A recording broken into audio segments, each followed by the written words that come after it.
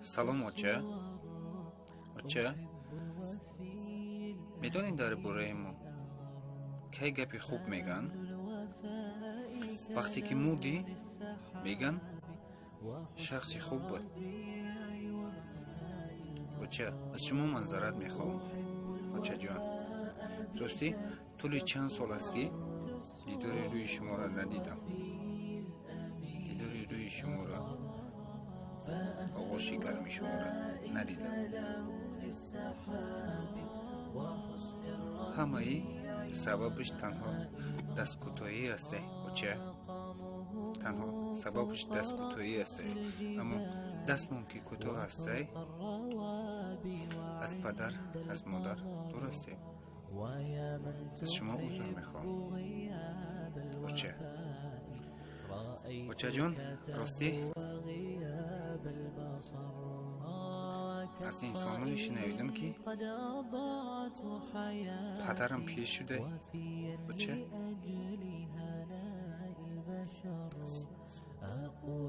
اما گفتم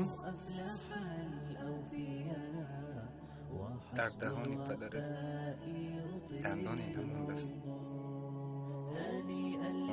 راستی این رو انتظارم نبودیم بچه، اما صحبت تلفنی میکردیم، میگفتیم ما سوز هستیم بچه. چرا این گونه شد؟ در دهان پدرم راستی دندانی نمانده بچه.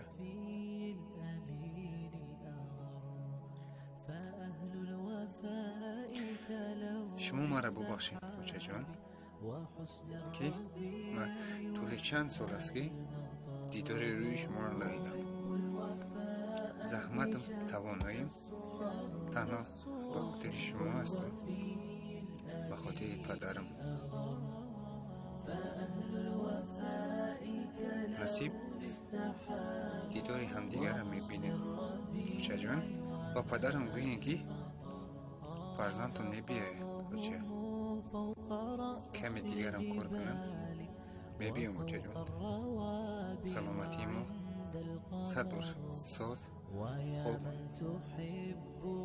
گویین که میبیاید فرزندتون بچه جان. خدا نگهتان دار بچه جان.